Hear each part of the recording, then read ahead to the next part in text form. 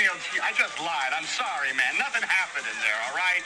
I know how much this meant to you, but I couldn't do it. Nothing happened, okay? I love Debbie. I made a promise to her, and I'm crazy about her, all right? Hey, I understand. Don't worry about that. To tell you the truth, I'm envious. I wish I had someone that was in my every thought. Somebody I could spend all my time with. Somebody I could really respect. Hey, look at the cans on that bimbo. What's up, all you dirtbags out there in podcast land? Welcome to SLEAZE Bag Cinema. My name is Mike Jamison, and with me is my co-host, Andrew Gross. Andrew, you're breaking your cherry, aren't you? This is your first podcast, isn't it? It is getting popped as we speak. Oh, don't worry, I'll be gentle. And I couldn't think of a better person to give it to, so. I promise I'll be gentle. Yeah, so like we said, this is SLEAZE Bag Cinema, and what we are going to be doing here, Andrew and I, or what we hopefully will be doing for many, many, many episodes to come, is peeking through the peephole of mostly, I think, 80s flicks. Maybe we'll do some 70s flicks, but mostly 80s flicks. And these are like the 80s and 70s flicks of our youth, and they're the movies that most likely would not be being made today. Movies like Police Academy, movies like Blazing Saddles, movies like Porky's, and movies like the movie we're going to be talking about tonight, Bachelor Party, starring, I bet you thought we were going to say Tom Hanks, but no, starring Adrian Zmed. That's right. Adrian Zmed co-starring Tom Hanks. Yeah, co-starring Tom Hanks. Adrian Zmed is the patron saint of SLEAZE Bag Cinema. He is what Andrew and I, other than like comic books and our general malaise for life and work, I think it was Adrian Zmed that we bonded over when we worked together, right? Absolutely. We do worship at the Church of Zmed. And what was it? Right. I had to lend Andrew a copy of Bachelor Party. For some reason, I don't understand why you can't find like Bachelor Party to buy or like stream anywhere. It's crazy. I searched high and low. I couldn't. I would have rented it. I would have thought it'd be on an Amazon or Hulu or something to rent for $4 for 24 hours, if not buy to your virtual account. It was not on Xfinity or Comcast, whatever you want to call it. I seriously believe Tom Hanks, with all his wealth, had it eliminated from the zeitgeist of pop culture.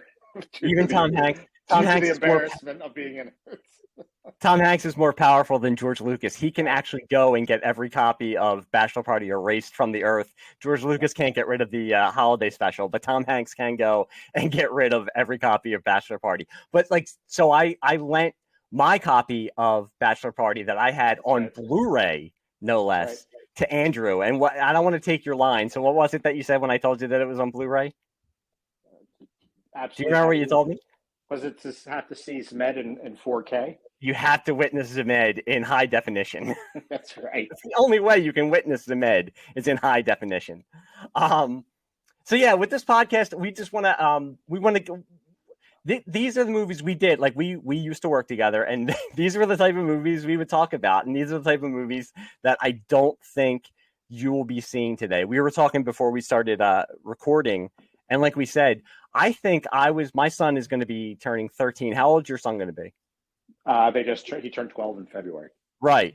So I'm trying to think. So when I turned 13, it was 87. I had seen this well before I was 13. I always call this movie is what I call a Prism movie for people who grew up in the Philadelphia area. Prism was the local cable company that used to show local sports teams like the Flyers and the Phillies and the Sixers. But it was like HBO for people in the Philadelphia area in that it showed movies, and it didn't have a huge selection of movies, so it would show them over and over and over again. And this is one of the movies that I grew up watching.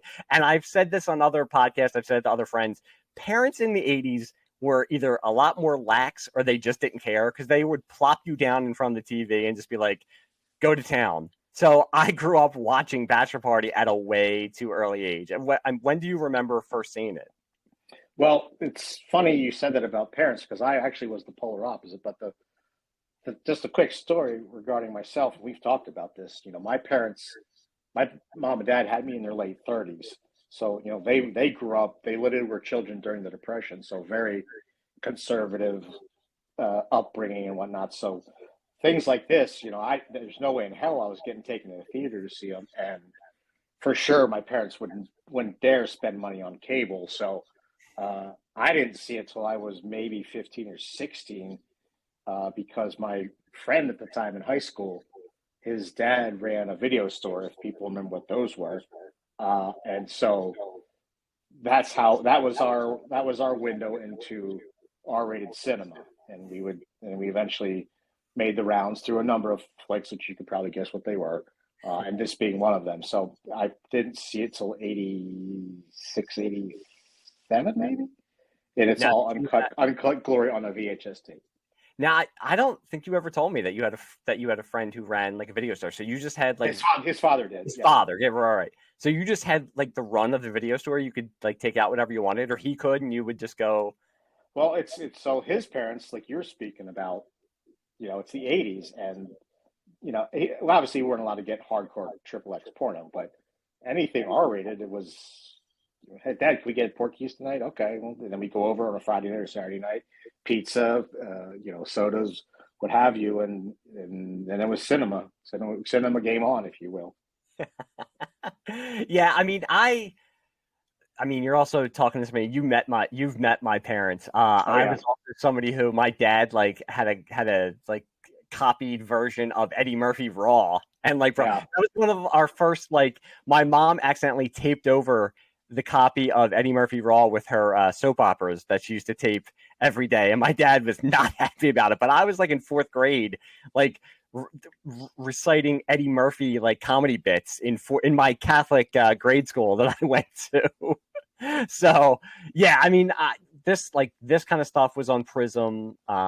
Movies that I'm sure we're going to be talking about, like Porky's, were on Prism all the time.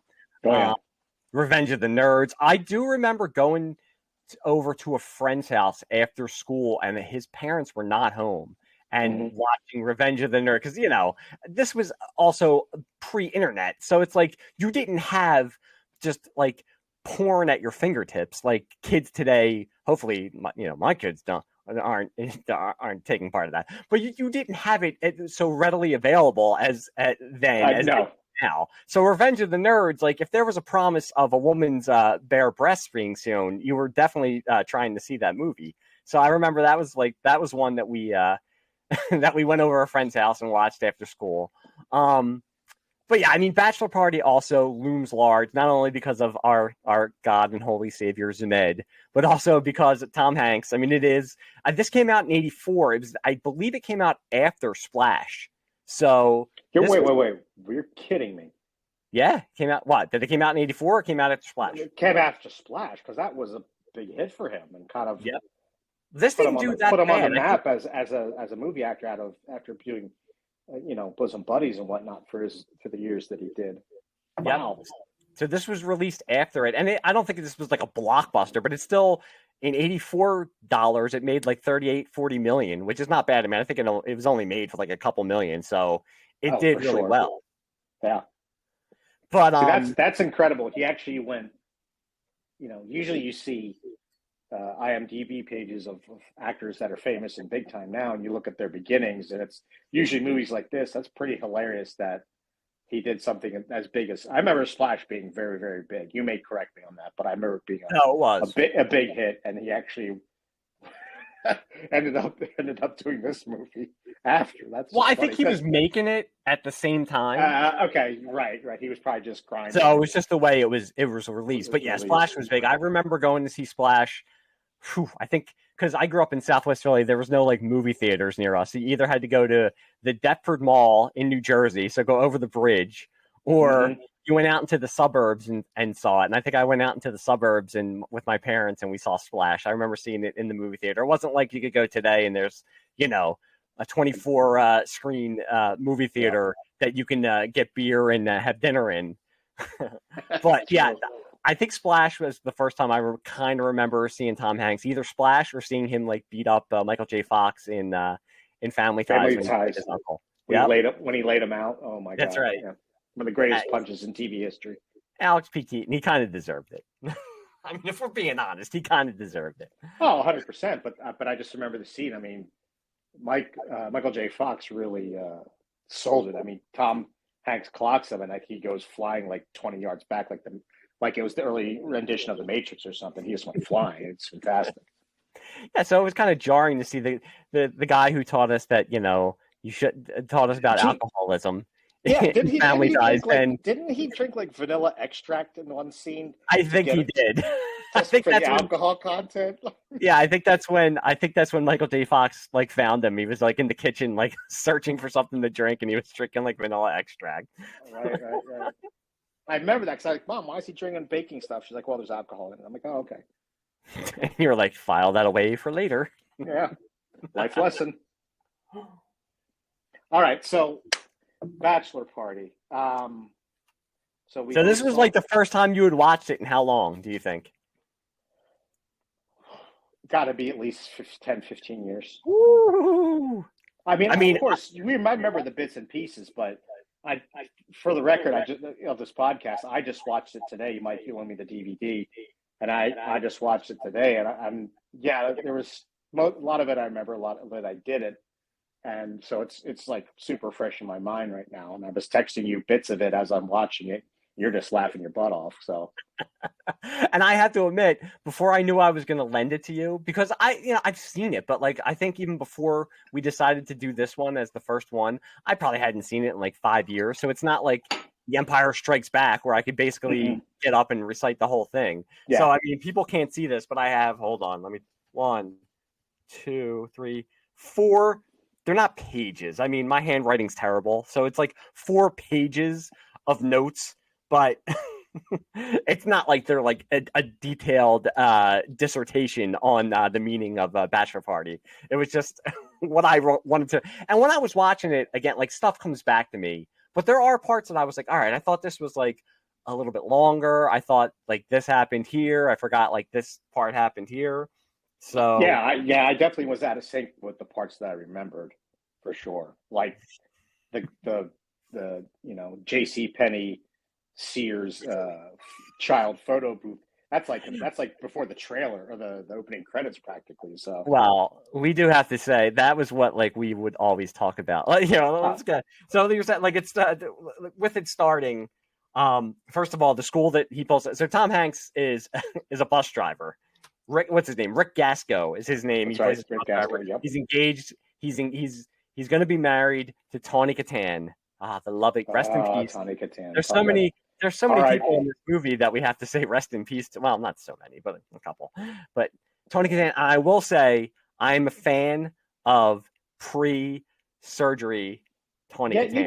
You texted me that, and I'll admit I'm not 100% sure what you're talking about. Did she get like implants for the White Snake video? Dude, watch that White Snake video again. There is no way she was packing what she's packing in that White Snake video. Okay. I don't remember them being out and proud. I remember the legs for sure, but I don't remember. Oh, yeah, I remember the legs too. I don't remember her chestal region being on display, so I'll have to go back. So more homework for me. Yeah, just tell your wife when she walks in and you're watching that on loop that it's podcast homework. That's what I always tell my. It's podcast homework. Oh, absolutely. But I will say, like with the stars, she was God rest her soul, but she was and is beautiful. And in that movie, my goodness, holy smokes! I'm not gonna lie. Like in all honesty, in this movie, she's not bad. I'm surprised that she didn't. I think she's beautiful. Yeah, but I mean, I'm surprised. You mean as an actress? Yes, as an actor. Come on, I'm more admiring her for her thespian, for her thespian attributes. Come on now. But like seriously, I'm surprised she didn't do more stuff. I mean, even at least like more like romantic comedies or like sex. She's not bad. She's not at all. No, so I mean, she's obviously good looking. I'm just surprised she didn't do more stuff. She's not bad in this. But yeah, I did think when I see him pull up to the school in the very beginning, and we're hoping, you know what, if you're listening to this podcast, we're not going to be like doing a scene by scene recap of the movie because that would just be crazy. I would assume that if you're listening to this podcast, you've probably seen Bachelor Party, right, or should watch. Like stop this right now, go and watch it. You'll have an enjoyable hour and a half, then come back to this spot. I think hold on, I'll tell you in a second. We're about 5 minutes in, so come back to the spot, and then we'll, no spoil. I'm sorry, we're 14:25 in, so we don't want to, you don't have to get spoiled or anything. But that was a school that I kind of grew up going to, that Catholic school. I didn't have any nuns like that. Well, maybe I did have some nuns like that, and we didn't get to like gamble on them. I do love when he's Yeah, the house gets 10% of the cut. There's the one kid looking at the Playboy magazine. Yeah. In the backseat. And then that goes right into what you were bringing up before.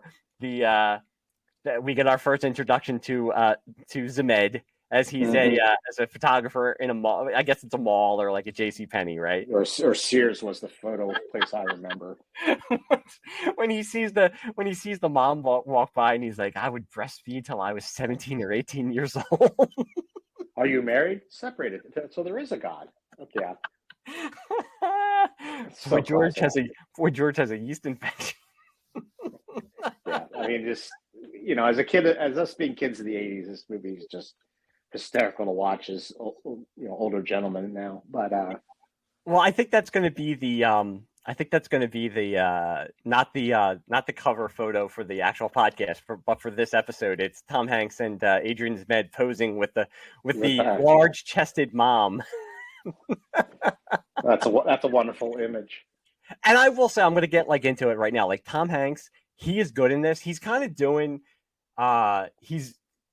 it's early Tom Hanks. He's very Chevy Chase, Bill Murray-ish in this movie. Yeah, I agree, and I was thinking he's not too far off his bosom buddy's character. No, not at all. Yeah, that's little really bit more, little more R-rated, but and it's funny you said that because having watched this, and I was going to bring this up with you, is like how many things I just thought were just very similar themes, tropes, whatever you want to call it, from so many other properties. And I was thinking, yeah, he's really doing Saturday Night Live, Bill Murray, Chevy Chase in this from their what the work they had done at that era. So 100% agree with you there.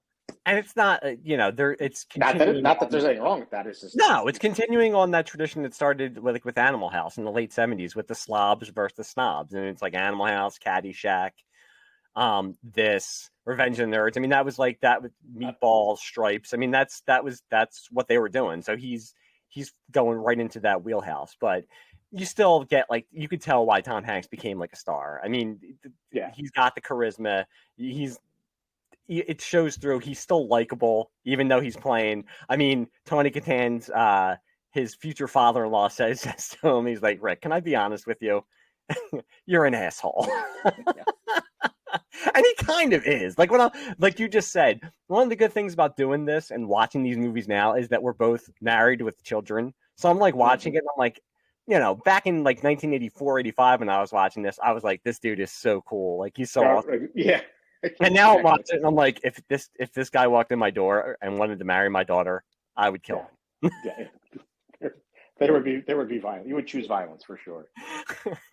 So, when he first goes and meets all the friends, when he's like, again, this is something you kind of have to suspend disbelief, because he's telling them a week before he's getting married that he's getting married. Like, well, he just decided oh, I'm going to get married, and nobody knows. Yeah, kids, guys he was friends with since he was kids. He's telling them 1 week at a time. That was a little bit, huh? Okay, right on. And the one quote, it's like, let's have a bachelor party with chicks and guns and fire trucks and hookers and drugs and booze. And they're like, yeah, all the things that make life worth living for. Yeah. And I'm just looking at it, and I'm like, how did my parents let me watch this when I was a kid? And I thought it was hilarious. Like, it didn't. How did I turn out relatively normal?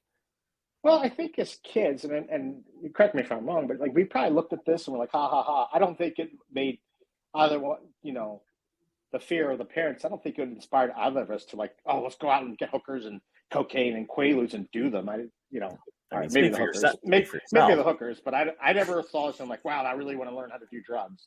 Well, here I want to ask you. That's not what I took away from the movie. I just thought it was funny. I want to ask you, your bachelor party. What was your bachelor party like? Because mine was I had a dinner. I didn't even go to a strip club. No, I went. My friend base was so scattered because I got married so late in life. I didn't have one because guys were coming from other states, and Mm-hmm. the only people close by were my wife's brothers, and it's like would have been really awkward to go to So what you're saying is adult entertainment with her brothers. That would have been very awkward. you didn't have a hotel room with a mule that was doing drugs. To the left. No, I did not. I have been on them, and it was usually the couple that I've been on for other folks was we hired one of those small luxury buses to take us to a number of adult entertainments. An hour at this one, hour to the next one, Mm-hmm. beer on the bus, drugs on the left, hookers on the right. The Bachelor, giving the Bachelor time of his life with each establishment as we went on. That was nothing like this movie. No, not even close. So you're saying that like when he goes in to see his brother who's a doctor, I love his brother like smoking the pipe. Like who smokes a pipe anymore? I had an uncle who smoked a pipe, and I always thought that was cool. I would love to smoke a pipe. I don't think I could pull off smoking a pipe. But he's got the brother who's the doctor doing his blood test. And again, rest in peace, Wendy Jo Sperber, Tom Hanks' bosom buddy, co-star, as his sister. That's right. She was on the show. Holy crap. Yes. And I did forget about that part, that she was doing the proctology. She was a proctologist, that she was. She's in the middle of like an appointment when they stop by, and he's like avoiding her hands with the glove on. And the old guy, like, who's getting the exams, like, congratulations. That was one part I totally forgot about. Yeah. But that would be, I don't want to say that would be my wife, but I can just imagine if like my brother was coming in telling me that, oh yeah, we're gonna get these hookers, and she's like, hookers? What about hookers? Hookers. Yeah. And then he makes the scene in the waiting room. I'll pay my bill, Doc. I promise. That's another, there's so many 80s tropes in this, like the old geezers in any kind of scene just looking bewildered at the antics of the younger generation. That shows up so many times. But, oh man, that's, I'm sorry, I was tripping over the fact that you mentioned earlier that she had passed. I mean, God bless. She talk about an icon of our 80s childhood, Wendy Jo. She was in so many properties. Yeah, she was super underrated because she was funny in this. She was always funny, but yeah. Yes. But when you think now, I'm starting to think about it anyway. How many things she, and she always seemed to be this kind of, I don't want to say bit part, but not. I don't mean that derogatory towards her. She just was always, I guess we would call it a character actor, and not too many. There's dozens of male character actors, but Wendy Jo, at least that I remember of 80s movies and TVs, always had plenty of work, and God bless, she's an icon for sure.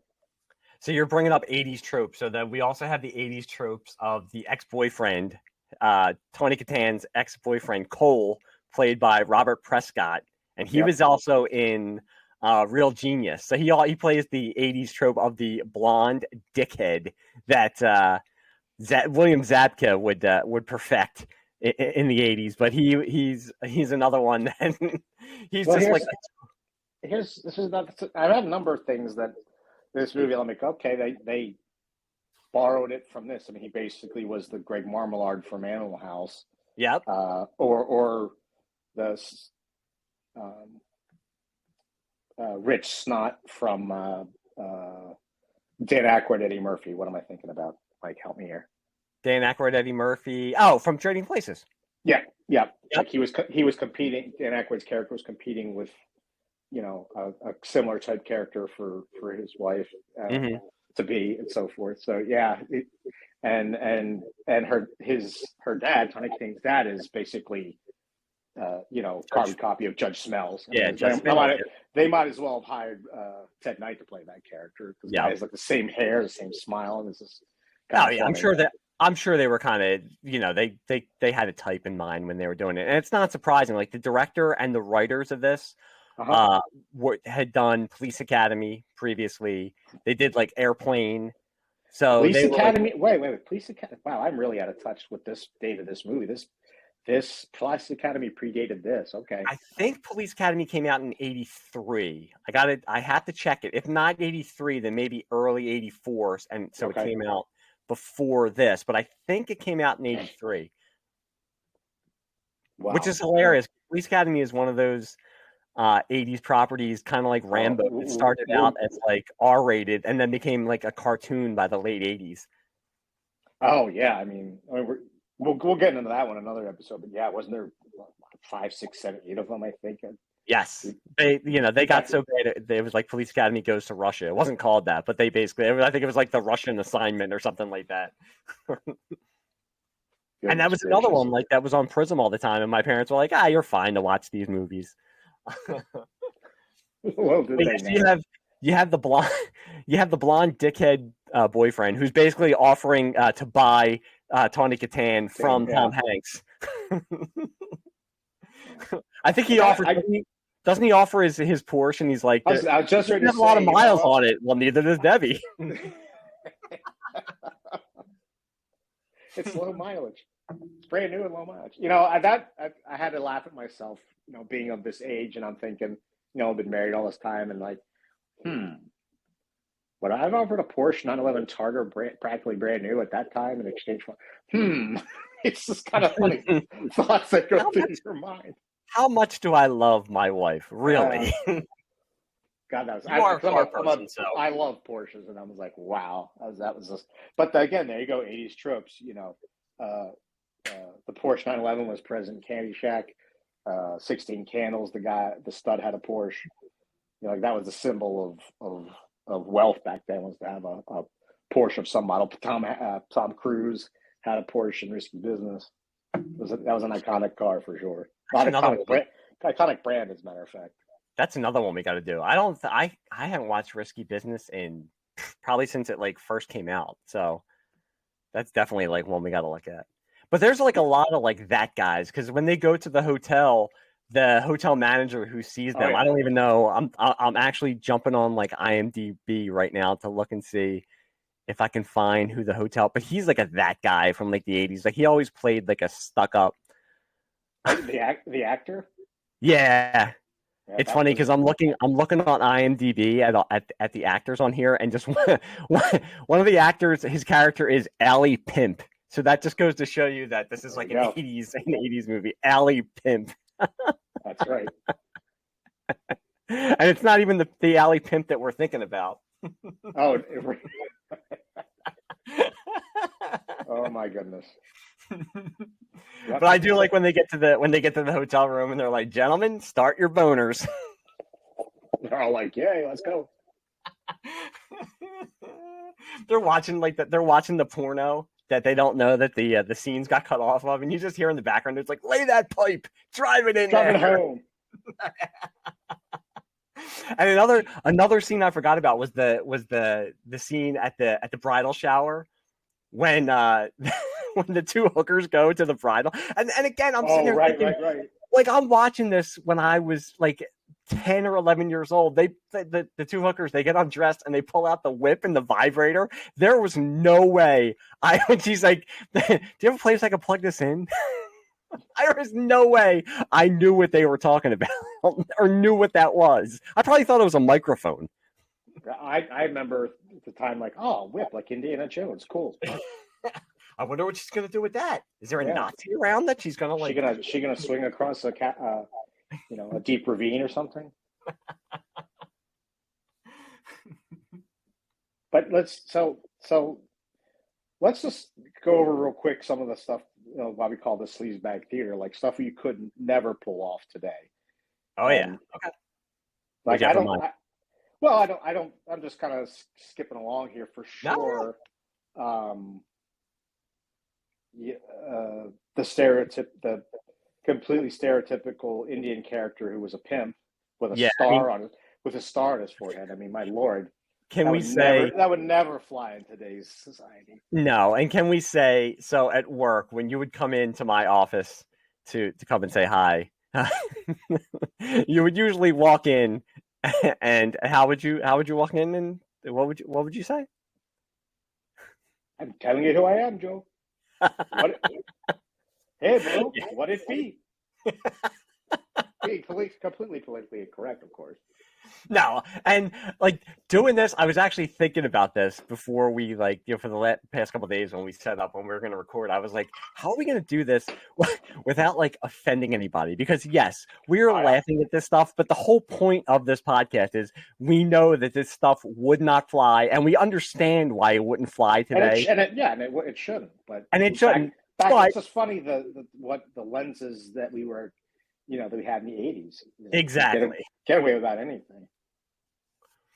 Then, of course, you have not that I don't think this would. Well, before I get into that, what else wouldn't fly is basically like we were talking about before when the people come in to the party, and it's Michael Dudikoff, by the way, is one of the friends. This is before he started his run of canon movies, playing like the American Ninja or whatever he was.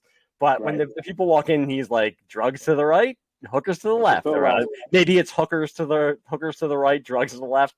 But it's just like a whole table just laid out with like pills and coke. Oh, absolutely. And, they bring in, what was it, Max the Wonder Mule? I thought it was a donkey, or I thought it was a horse. I didn't remember that it was a mule. So I think it's Max the Wonder Mule that supposedly that the belly dancer is going to have sex with, basically. So you have that. That's certainly a big one for sure. Yeah, and Max the Wonder Mule starts to partake of the drugs that are on the table and dies of a heart attack. So there's just so much wrong with that because you have implied bestiality. You have drugs. You have drugs. You have the animal taking the drugs, and then the animal dying from taking of the drugs. And I forget. See, I forgot. I thought that I think I got it confused with. Is it Animal House? Does the horse that dies in Animal House come back? That's what I'm. No. No. Okay. Because I thought for some reason in Animal House they have to cut it.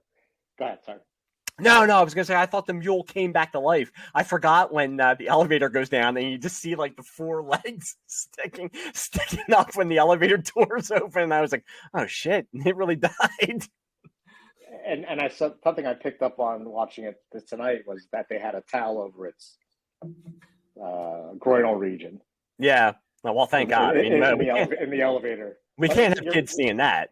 There could be hookers and drugs and Max the Mule taking the drugs. We won't be able to see a mule dying of an overdose. I mean, that's not gonna play in today's times for sure. Oh, and by the way, I'm looking at my notes here, and we did forget the one thing with the pimp that you would always come in and say. It's like, you're a pimp? You look like Gandhi. Yeah, I mean, can you imagine that's anyone doing that as a line in the movie today? I mean, So what else? There was like the Chippendale scene, but I don't know if that wouldn't.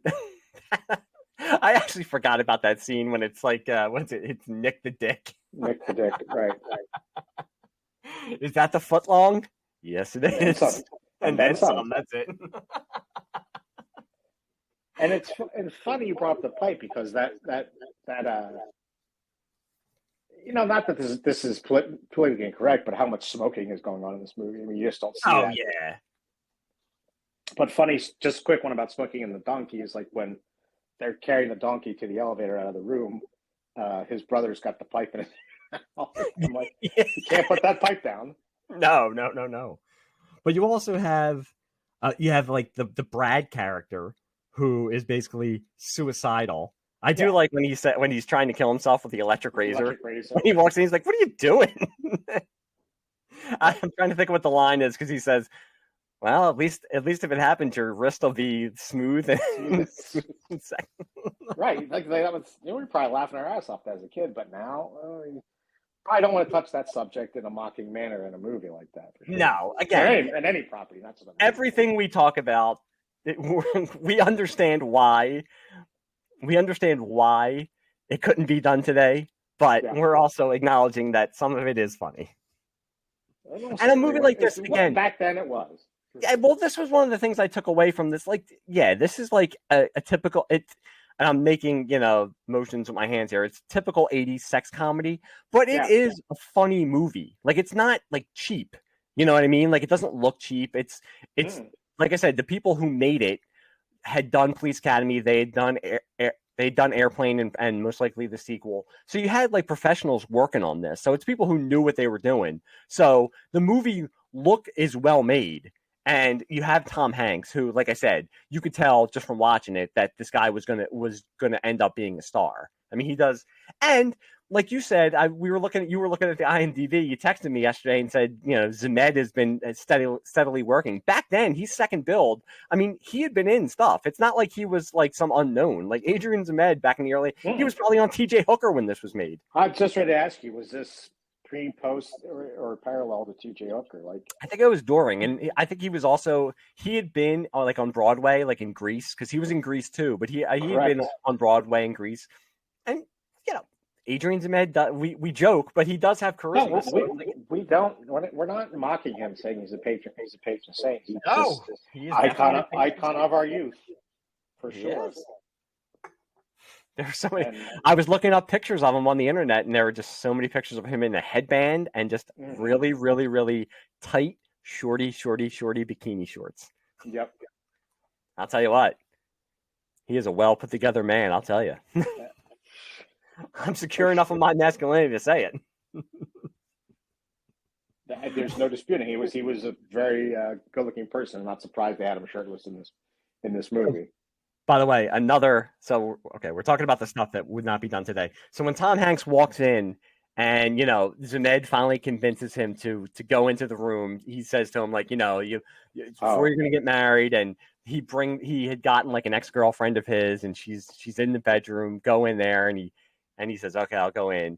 And she walks out, and I think I'd read this somewhere that she was a Playboy playmate. I don't know who she is or what month she was or whatever like that. But she does go full nudity. Oh, yeah. She does do full frontal, sits down, and then he starts seeing like the faces of like, his fiance, Tawny Katan's face. He sees the face of the nun on the body of the naked. with her breasts exposed for all the world to see, and you have the head of the nun on there. Yeah, that's quite an image for sure. And then it's also when he comes out and he tells Zmed that he didn't do it, and he says to him, he's like, he's like, I respect that. I wish that I could have that kind of connection with somebody. And he says, look at the cans on that bimbo.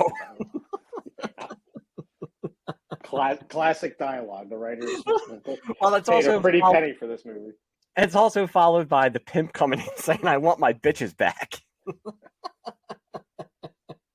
And okay, here's another one that I thought of. When Tawny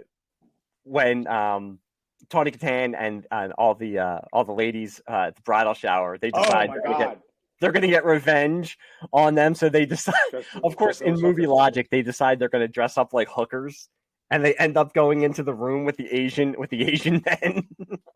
Yeah, I mean that's here we go again with the ethnic stereotypes. Yeah, I was gonna say it's total stereotypes. As they're basically like, it's like a Three Stooges type of like thing. They're just chasing them around the bed. They're all in like boxer shorts and wife beaters and dark socks and shoes, and they're running around.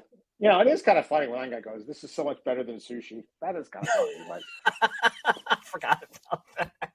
But again, very stereotypical. That would probably be very frowned upon, if not just outright disallowed in today's cinema. Yeah, I do not think you'd be seeing that today at all. No.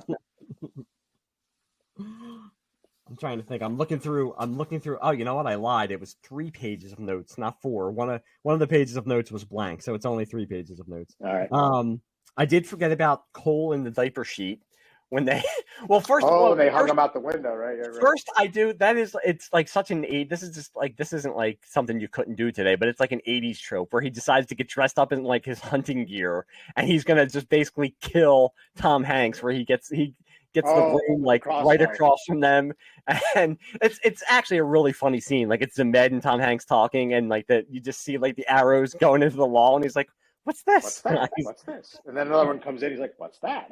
And that's when the pimp is like, "I'm getting out of here." And I'm sorry, I'm doing the stereotypical voice, but yeah, he wants to go find his send in his goon.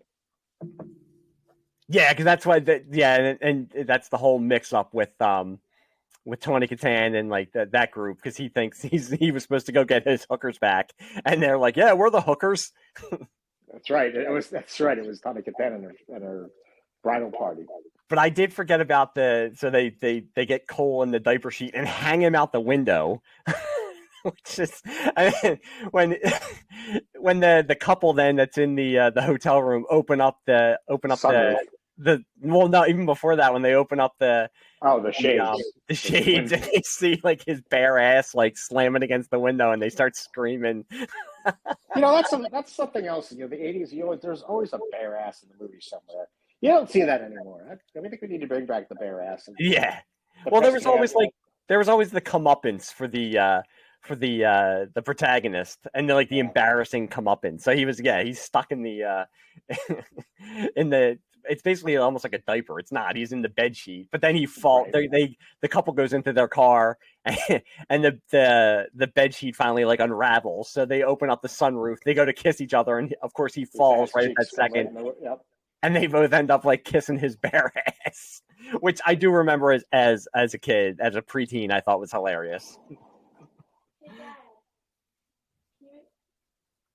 Yeah, that was certainly something.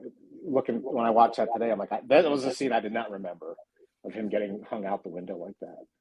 How do I not have notes on the whole ending? So yeah, I mean, it basically ends. That, you know what? I always remembered the ending too, where it ends in the in the movie theater, and they go. That's hysterical. It's a 3D movie. It's supposed to be 36 screens. Right. they go in and look at the map, and it's just this map of all these different pathways and stuff like this. And they go running around. And, yeah, it's supposed to be a 3D movie, and they start fighting on the in front of the screen, and the guy's like, this 3D is great, and the woman next to him is like, I've seen better. And Tom Hanks goes to punch Cole, and he gets out of the way, and he punches the girl in the face, and she's like, whoa. Oh, exactly. And I love how it's the movie. They're fighting in sync with the movie. It's like some Star Trek, Star Wars ripoff on the screen and whatnot. And then at the end, the lunatic guy tries to kill himself, lovely. And as they show a Star Destroyer on the screen, coming towards the people 3D, he bashes through the movie screen with the school bus. They're all like, wow, because they think it's part of the movie. Oh, and wait, now I did almost. So there's one other character who, other than Zmed and Tom Hanks, who I do love in this movie, and it's Gary, the concert ticket, the guy who sells concert tickets. Which one is such a flashback to the 80s? You remember when you had to go into you had to find the ticket seller in a Gimbals or in a mall somewhere if you wanted to buy tickets. He has his own ticket stuff. But he's the prototypical nerdy dude who's he's the nerd friend. And this was also the 80s trope where you had the group of friends, but he was the nerd guy. And I will say, so he ends up hooking up with a Tim. With Tim. And I will say, as a kid, I did not understand what was. I didn't totally get what was going on when he walks out and he sees the girl, and she kind of blows him a kiss, and then he goes to the bathroom and hikes up his skirt and starts to pee, and you just see his face up as his face registers horror, and then he's later handcuffed to her, and he's like, no, she pees standing up. Anyone but her. And I, as a kid, I'm trying to think of what the quote is. She says oh, by the way, I also what's it I also do you build BMW engines? That's it. My name is Tim. I'm always available, and by the way, I rebuild BMW. And they also have when Tony Katan, her father ends up in the room with all of them, and they take him into the room with the hookers. They have him tied up in the bed. Yeah, like an S&M scene. Which, of course, I did think to myself, I did think to myself tonight, I was like, now, if I was really going to be getting married to somebody and I knew I was going to be getting married, how am I going to be able to go to like Thanksgiving dinner after I did this to like my father-in-law? Yeah, probably aren't going. So that's what I'm gonna guess. And even that, like when Tony Catan goes into the bedroom thinking that like she's going to fool him because she doesn't know that she thinks that he doesn't know that she's there, and he starts jumping on the bed. Again, he's doing like very like Bill Murray in Stripes. Like even when he gets like the egg beater, and he's he's like woo woo, he's doing like the Looney Tunes type of type of sounds and stuff like that. It's like that's very like Bill Murray from Stripes. Yeah. Right. There is a fun. This is part where you just see that Tom Hanks is just a great comic actor. Like because she turns the lights down when she's in the room, so he doesn't see it's her. Even though he knows it's her. And she's like, "Here, I'll help you." And he's like, "Oh, CNI hooker. What a surface." And I do. You know what? I do miss like early, funny Tom Hanks. I mean, I love Tom Hanks. I love Tom Hanks. But I do miss like early, like Bachelor Party Tom Hanks, Splash Tom Hanks, The Burbs Tom Hanks. Oh, right. Money Pit. The Man with One Red Shoe Tom Hanks. Money Pit. Yeah, Money. That's another. I haven't watched Money Pit in a long time. That's keep it on the Tom Hanks tip. You know what? It was an underrated but funny ass movie. It was the one he did with Aykroyd. It was Dragnet, remake of the TV show. That's a funny movie. I know. It's another one I haven't watched in a long time. I probably haven't seen it since the 80s when I got rented it from Blockbuster. But it was a very funny movie. The Virgin Connie Swales. That's right. Aykroyd was genius in that too. I mean, he plays. He's really good. Or he says Connie Swales. Don't you mean the Virgin Connie Swales? And he just has like that. He just has the look. Right. Oh, okay. So now I'm on IMDb again. I was looking at some of the people. So some of the quotes, because I messed up some of the quotes. It was like I said with Zmed, when he comes out and he's like, I can't sleep with sleep with the girl I'm getting married. Right. He's like, hey, I understand. Don't worry about it. To tell you the truth, I'm envious. I wish I had someone who was in my every thought, somebody I could spend all my time with, someone I could really respect. Hey, look at the cans on that bimbo.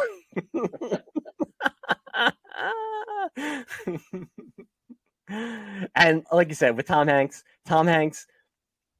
man, it's funny because I mean, not even like our kids, because I don't think they consume movies the way we did, but like maybe like one generation removed from us, they know Tom Hanks is like a more serious actor, but like he's really funny in this movie. Again, I'm like looking at these quotes when Tony Catan's talking to him, saying, "Rick, you promise you won't fool around at your bachelor party? I swear on my mother's grave, your mother's still alive. Well, if I go back on my word, I'll kill her."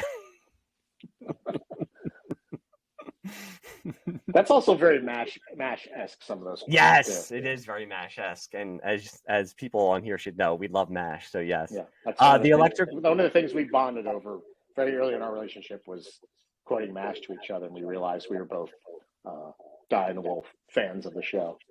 Believe me, we could do the movie MASH, and that could be a SLEAZE Bag Cinema movie, because there's a lot of stuff in that you couldn't do today. I'm not going to argue with you. I don't remember. I'd have to rewatch it. I just watched it in the last couple of years, but I have to rewatch it again. But that wasn't. Well, I guess it was supposed to be a comedy. I guess. Yeah, it was. No, it was supposed to be a comedy. Yep. Yeah. And I'm sorry, I'm not as slapstick as maybe the TV show, but it was no. But again, I'm going through more of this. This was somebody when I put on Twitter that we were going to be starting this. Somebody said, "Oh, this is like one of their favorite movies," and they put this quote on there. When the hotel manager sees him, he's like, "Just where do you think you are? Library of Congress? Detroit? Beyond the Sun?" Oh, and I'm going over all the ones that we didn't get totally correct. This car has low mileage and handles like a dream. Well, so does Debbie. Debbie, that's right. That was the line. Although I did get "Gentlemen, start your boners" correct. I mean, how do you forget that one? Oh, yeah, that's a stick in your head line for sure. The mother, I had a strange wang right in my palm. I think this is going to be like a segment where I just go on IMDb and look at all the quotes that we probably you probably couldn't. Again, Cole, when he was like talking to Tom Hanks, basically trying to like offer to buy to buy Tawny Kitaen, he's like, Rick, I want Debbie. You dump her and I'll give you cash. $10,000 plus a GE toaster, a Litton microwave, a Cuisinart, Michelin tires, brand new, a set of Sears Best metric tools. Oh, and by the way, I did forget this one. When they see Nick the Dick, and he's like, personally, I was impressed when they opened the World Trade Center, but this is a piece of work. Well, jumping back real quick to that line where he's going over all those things he's going to give Rick, and Tawny Kitaen comes up with, "What's going on here?" And Tom Hanks' line was like, "Well, he's a very lonely man with a lot of appliances." And that's right. That's so Bill Murray. Yes. And this is why, like, back then, like, and you would brought it up, like, I'm going to be totally honest. Like I said too, half the like jokes, especially like the sexual innuendo and stuff, I didn't get. But the reason I liked movies like this, and the reason I liked Tom Hanks back then, and Bill Murray and Chevy Chase, is because they were like wise asses and they were funny, and that's what I wanted to be, and that's why I found it funny, because that's what I wanted to be. Tom Hanks is supposed to be marrying Tawny Kitaen. I basically figured, okay, if you're like a cool dude like this, and you can like make fun of other people, you're gonna get like a hot chick like this. That was my reasoning back then, and it worked out, because my wife is beautiful, and I'm a wise ass, wisecracking dumbass. Yeah, exactly. See, movies do teach us stuff. Destiny achieved. Oh, and by the way, I did. You texted me this before we started, when with Wendy Jo Sperber beating the living shit out of her husband. When he's like, right. "What did you say, Stanley? What did you say? You said no hookers. You said no hookers." That's hilarious. I mean, Wendy Jo Sperber just beating the crap out of everybody. She flips a cop over her back, gets her husband in a headlock. He's like 5 feet taller than her. Just pounding on his face. The only thing missing in that scene was the pipe. The pipe was not present at that point. No, the pipe was not present. Long gone by then. Oh, I did find the quote. It's, "By the way, my name is Tim and I'm always available. I also do engine work on BMWs."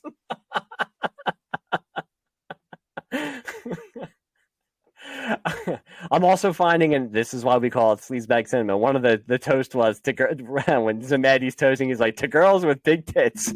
Yep. And of course, when he talks to his brother when he's getting the blood test, and he's like, "I can't understand why you're getting married. Do you have any idea what you're giving up? Huh? Do you have any idea? Any inkling? Everything. Wild parties, running around like a maniac, women every night, nakedness. Gone. I miss that so much, Richie." To which I say, the 80s were a very different time, because even though I got married and I did have to make some sacrifices, my life pre-marriage was not that much fun. It is funny how the comments on marriage were, in this, he's being very sweet and loving and faithful to Tawny, and like all his friends are telling him like marriage is like the worst thing you could ever do. Why are you doing this? What are you doing? Like the druggy guy is like, there because he's depressed about his marriage and everything. He's so suicidal. She hates me.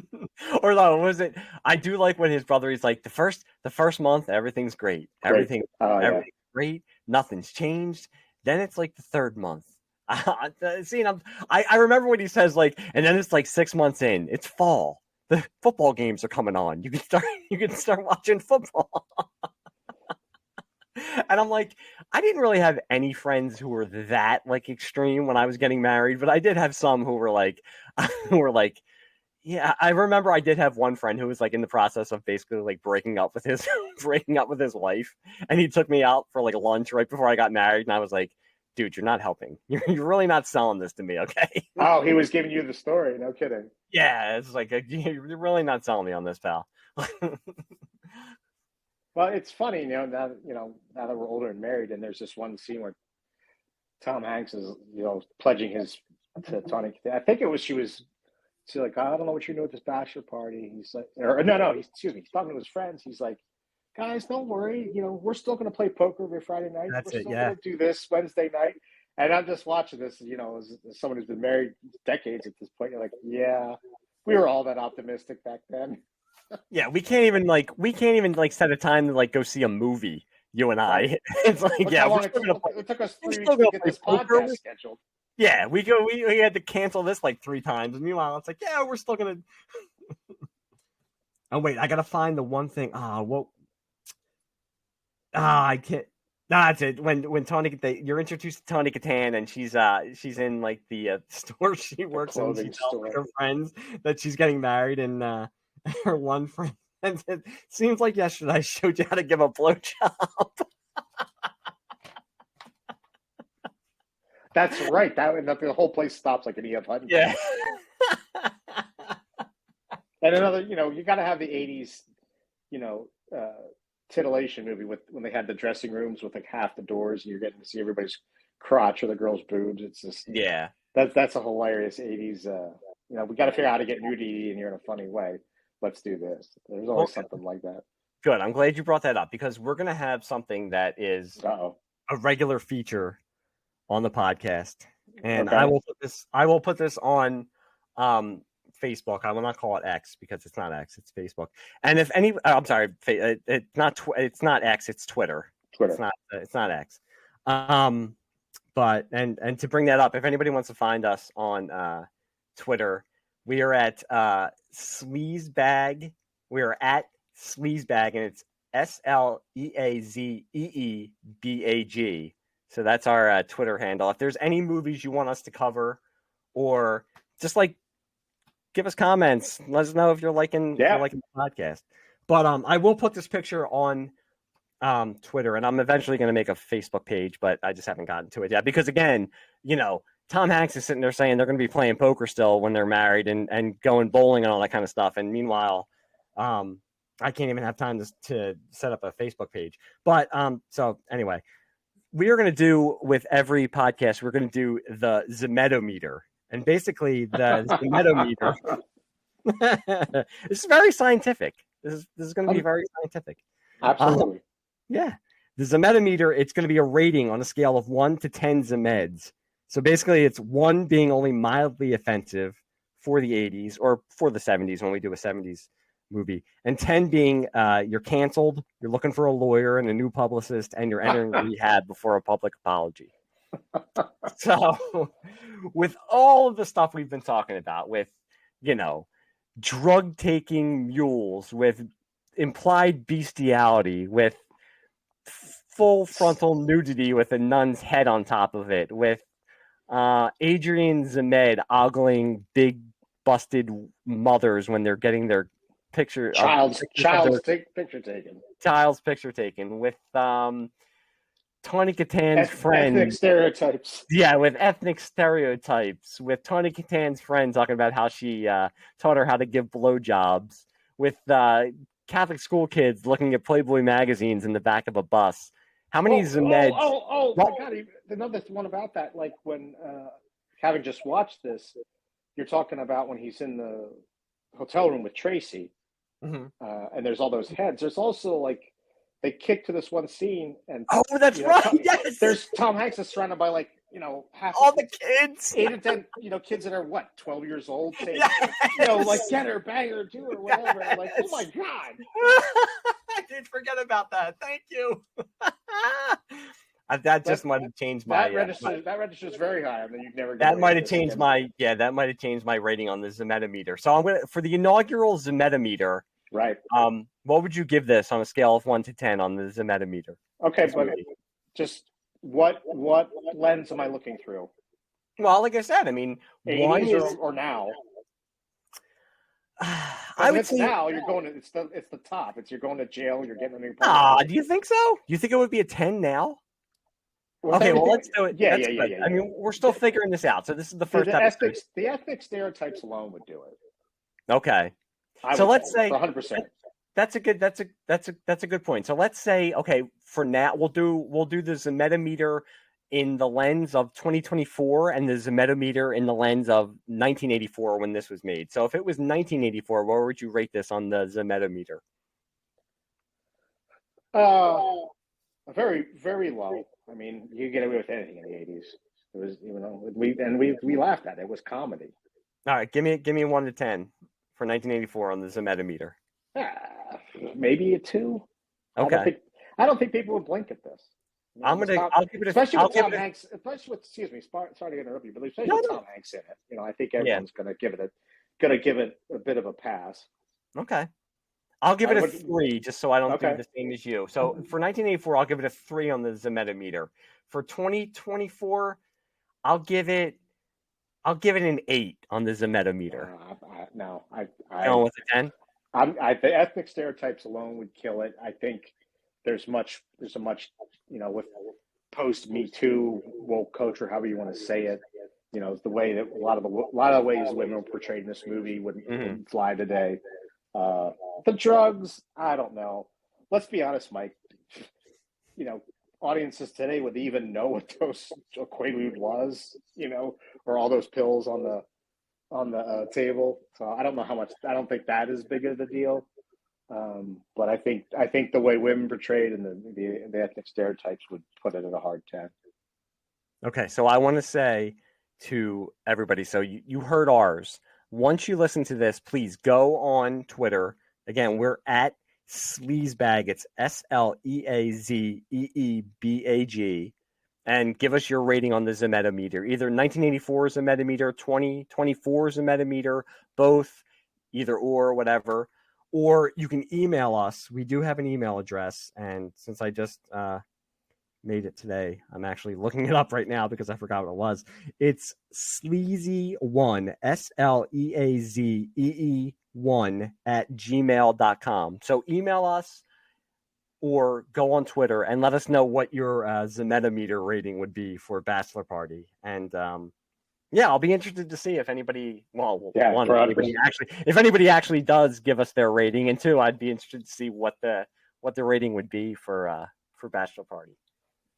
And I'm going to be interested to see, like, when we do other ones, like how it compares, like how the movies compare, especially. I think a lot of the ones we're going to be doing maybe early on are all released around the same time, so they're all kind of like at the same zeitgeist in the early to mid 80s. So it's going to be interesting to see how far some go, how not far some go, or have what the problematic stuff is in some of the different movies that we do. Yep. I can't wait. I hope we get some responses just to see where their scores are at as well. Yeah. So, I mean, after like your first podcast experience, how do you feel? I mean, are you ready to smoke a cigarette? I mean, do you need me to cuddle you? No, would you like a drink? I mean, is everything okay? All of the above. But no, I really enjoyed it. I love to reminisce with you about stuff from our childhood. So I look forward to doing this many more of these. Yeah, and this is good. And this is good too, because now that we don't work together anymore, like now we can actually get to see each other. Because, like we said, I mean, Tom Hanks and his buddies might be like playing poker and bowling after they're married, but you and I can't even like get like a movie date or anything like that. I can't even like hold hands with you while we're watching a movie or something like that. So now we're just gonna. We can't even Shmuel Shemapel Hassan Tub Incorporated anymore. I know. I was all planning on going as Lenny and Squiggy for Halloween, you and I. But so speaking of like doing a bunch of these, I think for the next one, did we decide? I think the next one's going to be Police Academy. Yes, Police Academy 1. Nice. Yes. I don't think we're not going through the whole series. I'm not gonna subject myself to that. But I guess we'll get it next week. But I know Gutenberg was in the first, but did he do the rest? I think he's in the first 2. I think then he didn't do the third because maybe he was like, oh, now I'm making like Cocoon and 3 Men and a Baby. My career is going to be taken off. And then I think he came back for the 4th one because, as the narrator would say, his career actually didn't take off. Okay. Poor Gutenberg. Gutenberg's around, but you don't see him anymore. I'm surprised like Quentin Tarantino didn't like pluck him out of obscurity and put him in a movie to like revitalize his career or something like that. Yeah, I just on the recommendations of friends at my new job, I was watching Ballers on HBO, the show The Rock did about football agents or sports agents, and Gutenberg shows up in that. I was like, holy crap! So it was good to see him because I'm a big fan. He was in a movie called Diner, which is a wonderful, wonderful movie. He was in that. I don't think I've ever seen Diner. I know what it is. I know the legacy of it. I don't think I've ever seen it, so I might have to grab that and watch it. Well, again, you and me, kids, the '80s. Think about how many coming of age movies there were. Yep. So Diner is like a coming of age movies, except these guys are all in their, I'm going to say maybe, 30s, early 30s, mid 30s, and again, kind of funny having to we just watched that they talk about the one guy, who is the guy? He was in Home Alone, not Daniel Stern. Daniel Stern. He's in it, and he has this whole. He's married to, I believe it was. See, I'm doing terrible with not Helen Hunt, but whoever. Sexy. I'll think of her name, but anyway, he's married to a very attractive woman. You would know, she's a famous actress. And he does this whole rant about being married and how much it sucks because one of the characters, I think it might have been Steve Gutenberg's character, is getting married, and he's like, "You don't want to do this, and here's why." It's like, but it's much more serious in this one because this one is not. Yeah. This is a comedy, but it's not a goofy comedy. Yeah, it's Barry Levinson. It's like more of a coming of age. Yeah, it's more of a coming of age. It's a coming of age for people in their 30s, which there is not a lot of. But like you see a young, handsome before Mickey Rourke, boxing Mickey Rourke. Yeah. Tim Daly's in it. Is he? I didn't know that. Nice. Yeah, he's. See, I mean, that's what you're saying. Like with us as like kids, it's got a hell of a cast. Yeah, and we're gonna be doing. You know who else is in it? Kevin Bacon. Yeah, this is like the adult. We're getting off track. No, it's okay. I'm rolling. This is what happens in podcasts. You'll learn. Do you remember the S.E. Hinton movie? And I'm blanking on the name. We're like, there you go. And like everybody, their brothers in it. Dude, that's another one I've never seen. What? Chris Ryan. How are you a child of the 80s? I know. Chris Ryan, who I do the Nice Guys podcast with. That's like his favorite movie, and he like is mad at me because I've never seen it. And I don't know how I've never seen it, but yeah, I've never seen it. I know. Again, I went to see it. A lot of stuff I did when I was a kid was motivated by one thing: trying to make time with girls I had crushes on, and so. Mm-hmm. They were all into S.E. Hinton books. So when that movie came out, of course, the girls went to see it because it's like every hot guy on the planet. Yeah. And I went to see it so I'd have something to talk to the girls I had crushes on about. And I ended up really liking it. It's actually a very, very good. I've heard the book and the movie are very good. So that's another one I got to add to the list. But it's hysterical. So I saw it then, of course, when it was out. And then I watched it probably within the last 5 or 6 years. And it's just hysterical. How many big names are in that movie? Yep. But my point, going back to what I was talking about, was Diner is kind of the same way. There's a bunch of big stars. Yeah, it's a bunch. It launched a bunch of big people. But like I was going to say, like with what we're talking about now as being like children of the 80s and stuff, for people who are listening to this, please go on Twitter, email us, let us know, because with movies, and we kid around about it, and the name is like SLEAZE Bag Cinema, but we want to do movies that you couldn't do. That doesn't mean it's just all going to be like sex comedies. I'm sure a lot of them are, because it's just stuff that you can't do. But give us other movies that you'd like to hear us. It could be movies we've never seen before, but give us movies that like Blade, you'd like to hear us talk about, that we can discover, and just stuff that probably would not be made today. I'm going to give out the addresses again for the email. It's sleazebag1, so it's SLEAZBAG1 @gmail.com. And for Twitter, it's SLEAZEEBAG. So, shoot us an email or go on Twitter and just let us know about movies that you think we should cover. Because believe me, I mean, I like Diner and And The Outsiders. We the might movies have I to should watch. do an offshoot title because I don't know if we want to put Diner.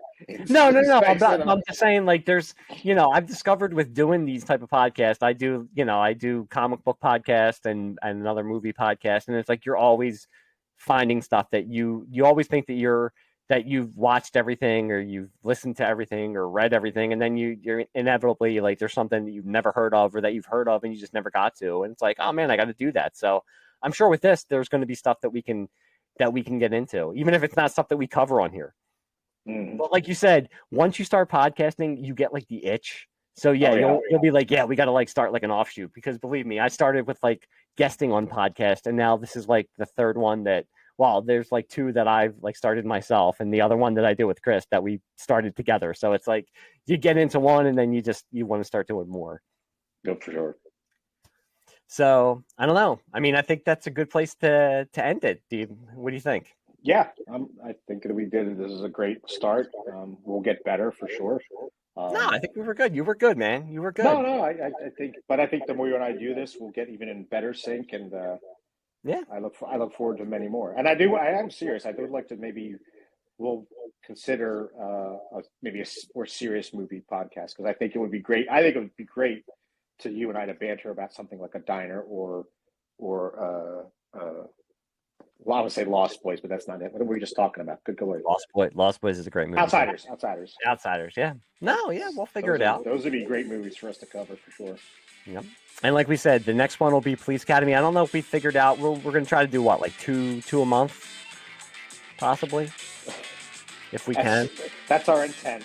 That's our intent. I know. Let's see if our lives allow it. That, in Zmed we try. Zmed willing, we'll be able to do two a month. But with kids and wives, and it's May right now, with lawns that need to be mowed and sports that I need to take my children to and dance recitals that I have to go to. We'll see. Hopefully, it'll be 2 times a month. We're hoping.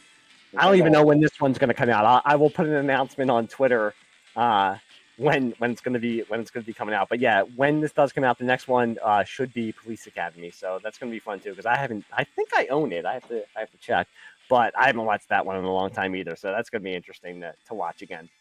All right.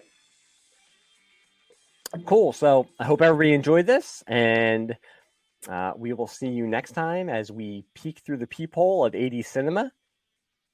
And thank you very much. All right. So long, everybody. It's Dance Fever, America's hottest dance show, with new host, TV star Adrian Zmed.